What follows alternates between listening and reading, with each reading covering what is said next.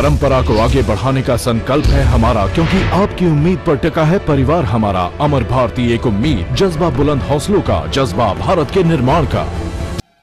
अंदर से करुणा और प्रेम बहुत दुर्लभ है। एक बार अहमदाबाद के कोई सज्जन, ललित जैन उनका नाम था, उन्होंने हमसे प्रश्न किया कि आजकल के बच्चे बहुत एडवांस्ड हैं, पढ़ाई लिखाई भी बिल्कुल बदल चुकी है, ऐसी स्थिति में संबंधों की दृढ़ता को कैसे कायम रखा जाए, कंसिस्टेंसी ऑफ रिलेशनशिप्स कैसे बरकरार रखें। यानी माँ बाप को आज चिंता है कि कुछ साल बाद ये हमारे हाथ से निकल जाएंगे, क्या ठिकाना, कब तक ये हमारे रहेंगे।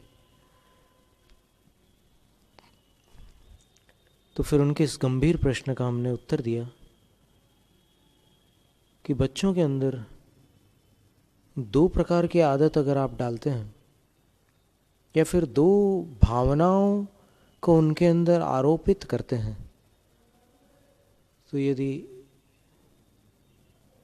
बदकिस्मती से वो भटक भी जाए तो भी उन भावनाओं का बीज उनको कभी न कभी सही रास्ते पर लौटा लाएगा।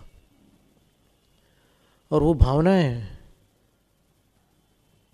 प्रेम और दया, और इनकी शिक्षा कैसे दी जाए। कोई बच्चा करुणावान नहीं होता पैदा होते ही साथ। उसको जब क्रोध आता है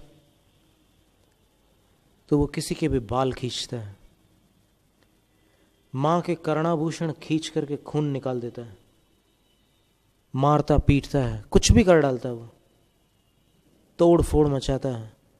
उसको करुणा सिखाई जाती है और बड़ी विधि से सिखाई जाती है। उपदेश दे करके बच्चा नहीं सीखता, बच्चा देख करके सीखता है। करुणा और प्रेम की शिक्षा कैसे दें, तो फिर उनको हमने उपाय बताया था। दरअसल हम काफ़ी इन जानवरों के बीच में और फिर ऐसे दर्दियों के बीच रह चुके हैं कि कुछ हमने आँखों से कुछ ऐसी चीज़ें देखी है जीवन में कि जिनको भूल जाना संभव नहीं है। एक व्यक्ति दिन में एक बार भोजन करने के लिए खून पसीना एक करके किस तरह जी तोड़ मेहनत करता है, ये हमने आंखों से देखा है। गर्मियों में, बरसात में, नागपुर में जब हम थे तब 96 की बात है, वहाँ पर जैसे यहाँ बड़ौत में घोड़ा गाड़ी चलती है, खच्चर गाड़ी चलती है, भैंसा गाड़ी चलती है, वहाँ पर मनुष्य गाड़ी चलती थी। और वहाँ से इतवारी से कामठी तक 9 से 11 किलोमीटर तक उस अप्रैल महीने की, मई महीने की गर्मी में एक इंसान उस वजन को खींच कर वहाँ तक ले जाता है। शाम को उसको जो वेतन मिलता है उससे वो अपना भी पालन करता है, पोषण करता है और कुटुंब को भी संभालता है। इन चीज़ों को हम कैसे भूल जाएं। हमें कितनी भी कीर्ति मिल जाए, कितनी भी तारीफ मिल जाए, लेकिन उस तारीफ में फूल कर हम उन दुखियों का दर्द भुला नहीं पाते, बल्कि फूला भी नहीं जाता। ऐसा लगता है कि इस दुनिया में एक की ये स्थिति है, एक की वो स्थिति है। इतना अंतर है। कर्मों की स्थिति बड़ी विचित्र है। उसने कोई ऐसे कर्म किए हैं, हमने कोई ऐसे कर्म किए हैं, और जो बहुत नामी लोग हैं उनने कोई वैसे कर्म किए हैं। लेकिन इन कर्मों की स्थिति का कोई भरोसा नहीं है। आज जो गरीब है वो कल धनवान बन जाता है, और आज जो धनी है वो कल गरीब बन सकता है। कोई देर नहीं लगती। ऐसे भी लोग देखे हमने। बीमारों की ऐसी हालत देखी कि 12 साल तक एक कुर्सी पर बैठी हुई माता पूछती है कि मैं कितने साल जिंदा रहूंगी। आप उसकी संवेदना में जाकर के देखो, अपने खुद की संवेदना में जाकर के देखो और विचार करो उसके प्रश्न में कितना दर्द छुपा हुआ है। हम किसी को दुखी करने के लिए नहीं कह रहे हैं, लेकिन सिर्फ ये करुणा भाव क्या वस्तु है। किसी और की पीड़ा का अपने अंदर एहसास होने लग जाए,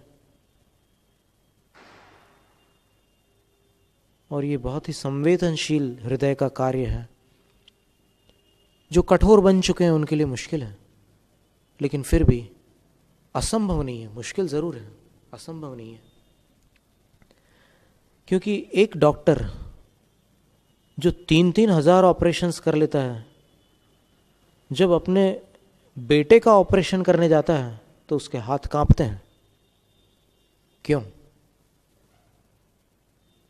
आ जाती है ना संवेदना। तो संवेदना कभी मरती नहीं। करुणा जीव का स्वभाव है, ऐसा धवला ग्रंथ में और तत्वार्थ सार ग्रंथ में और अन्य अनेक स्थानों पर शास्त्रों में आचार्यों ने उल्लेख किया है। कुछ लोगों की धारणा है कि करुणा शुभ राग है, पर सिद्धांत में देखने पर पता चलता है कि करुणा जब सिद्धों में भी होती है तो राग कैसे हो सकती है। तो इसलिए ये करुणा जगाने की जरूरत है। करुणाए कारणम करुणैत्य कम्मं किण्ण भुक्तम। एक शिष्य गुरु से प्रश्न कर रहा है कि ही गुरुवर, 148 कर्मों का आपने वर्णन किया और उससे सारी दुनिया चल रही है, लेकिन आपने ये क्यों नहीं बताया कि करुणा नाम का कोई कर्म है जिससे करुणा पैदा होती है। तो फिर आचार्य उत्तर देते हैं कि न सहावस कम्म जनिदत्त विरोहादो। जो स्वभाव होता है वो कर्म से उत्पन्न नहीं हो सकता। कर्म से उत्पन्न हो जाए तो स्वभाव नहीं हो सकता। अपना जो निजी स्वभाव, विभाव की बात नहीं चल रही है। स्वभाव भी 2 तरह के होते हैं, शुद्ध स्वभाव, अशुद्ध स्वभाव। तो फिर ये करुणा जो है, इसको जगाने के लिए बच्चे का क्या करोगे आप? बच्चा है आपके सामने, उसके अंदर करुणा कैसे जगाओगे? वो तो गुस्से में भी हाल बेहाल कर दे किसी का भी। और अगर टेलीविजन पर कोई ऐसी गलत चीज देख करके आ जाए तो फिर वो लहूलुहान कर डाले किसी को। ये भी संभव है। कैसे सिखाओगे? तो फिर उसके 2 उपाय बताए थे हमने कि एक तो प्रेम सिखाने का एक अलग उपाय है, करुणा सिखाने का उपाय ये है कि इसको हर हफ्ते या हर महीने या 15 दिन में अस्पताल के सर्जिकल वार्ड में ले जाओ।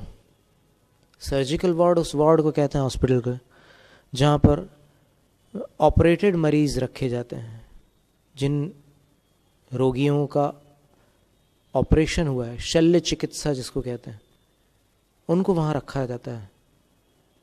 और वहाँ उसको दिखाओ कि देखो बच्चे, ये लोग भी हमारे जैसे इंसान हैं।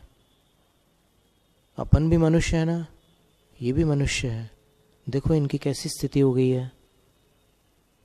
जाओ पूछो अंकल से, उन आंटी से पूछो क्या हुआ। तो अलग अलग जगह जा जा करके पूछता। वहाँ कैबिन्स होते हैं, बच्चा उससे बच्चे से ही पूछवाते हैं। वो बच्चा कुदरती ढंग से तो भोला ही रहता है, तो वो जाकर के पूछता है कि क्या हुआ, कैसे हुआ। तो वो सब अपनी अपनी स्टोरीज सुनाते हैं। और जब वो अपनी कहानियाँ सुनाते हैं तो फिर उनका मन हल्का होता है और बच्चे के मन पर संस्कार पड़ते हैं। उसके अंदर संवेदनाएं जागृत होने लग जाती है। और फिर वो किसी दिन पूछता है कि ज़्यादा तो दर्द नहीं हो रहा है आपको, लाओ मैं गोली खिला देता हूँ। ऐसी जब स्थिति आने लग जाए, उस सेवा भाव उसके अंदर जागृत हो जाए, तब समझ लेना कि बच्चे को करुणा की शिक्षा प्राप्त हो गई है। और फिर प्रेम सिखाने के लिए क्या करोगे? प्रेम सिखाने के लिए उसके हाथ से गाय को रोटी खिलाओ, उसके हाथ से कबूतर को दाना डलवाओ, उसके हाथ से चिड़िया को पानी पिलवाओ, उसके हाथ से बहुत सारे ऐसे काम कराओ। उसको जानवरों के साथ थोड़ा समय निकालने दो, खेलने दो उसको।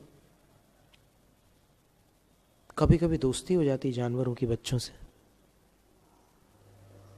जो जानवर सामान्यतः अन्य मनुष्यों से मित्रता नहीं करते, बच्चों से उनकी मित्रता हो जाती है। एक बच्चा था जो अजगर के ऊपर सवारी कर लेता था, उसका वीडियो किसी ने दिखाया था हमें। तो वो वैसा हो जाता है, तो फिर उसको प्रेम की शिक्षा मिलेगी। पेड़ पौधों से उसको प्रेम करना सिखाओ, उसको बताओ कि देखो ऐसे बाल खींच, दर्द हो रहा है ना, छोड़ देना। तू मेरे बाल खींचता है, मुझे दर्द होता है, मैं तेरे बाल खींचता हूं, तुझे दर्द होता है।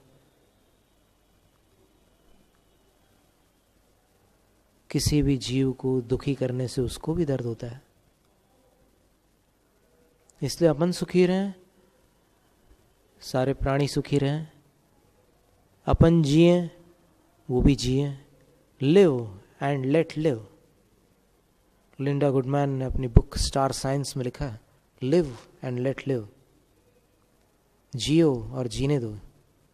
और अपन सब जानते हैं यहाँ जैनी भाई लोग, बहनें लोग, कि ये महावीर स्वामी का शुभ संदेश है, जियो और जीने दो। लेकिन लिंडा गुडमैन ने अपनी बुक में लिखा है, और उसने शाकाहार का भी महत्व लिखा, बहुत सारी बातें लिखी। अब क्या एनर्जी की दुनिया में जाने पर, उन्नत ऊर्जा के जगत में जाने पर अपने आप कुछ चीज़ें छूटने लग जाती हैं, संगतियां बदल जाती हैं,